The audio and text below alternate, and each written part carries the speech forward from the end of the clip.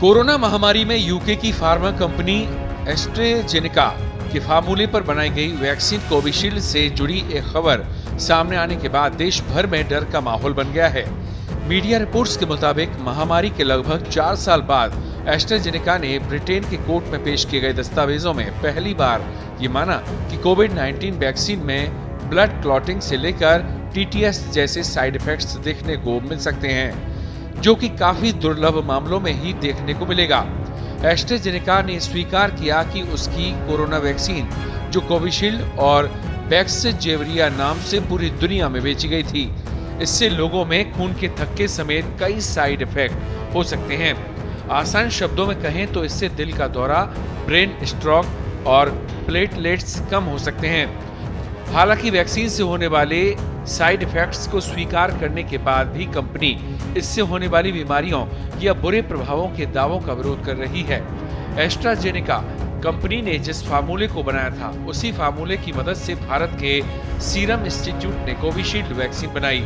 Media reports के मुताबिक भारत में करीब 175 करोड़ कोविशील्ड के डोज लगे हैं। लंदन में कई लोग कोरोना वैक्सीन लगाने से गंभीर रूप से बीमार हो गए। ऐसे ही एक शख्स हैं जेमी स्कॉट। उन्होंने लंदन हाई कोर्ट में केस कर दिया। एस्ट्राजेनेका वैक्सीन लगवाने के बाद उनका ब्रेन डैमेज हो गया था। अब कोर्ट के सामने एस्ट्राजेनेका कंपनी ने साइड इफेक्ट की बात स्वीकार कर ली।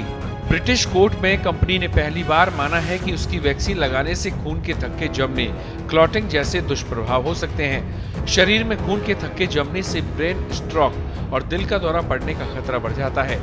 इसे टीटीएस यानी थ्रोम्बोसाइटोपेनिया सिंड्रोम कहते हैं। इसके चलते शरीर में प्लेटलेट्स गिर सकता है। अब एस्ट्राजेनेका ने साइड इफेक्ट की बात कबूली तो दुनिया भर के उन लोगों की टेंशन बढ़ना लाजमी है जिन्होंने यही फार्मूले वाली वैक्सीन लगवाई थी, भले ही उसका नाम अलग हो। एस्ट्राजेनेका की इसी वैक्सीन को भारत में कोविशील्ड के नाम से उतारा गया था। यहाँ भारत की company serum institute of India ने एस्ट्राजेनेका से मिले लाइसेंस के तहत इस वैक्सीन का प्रोडक्शन किया था। सीरम इंस्टीट्यूट की तरफ से अब तक कुछ नहीं कहा गया है।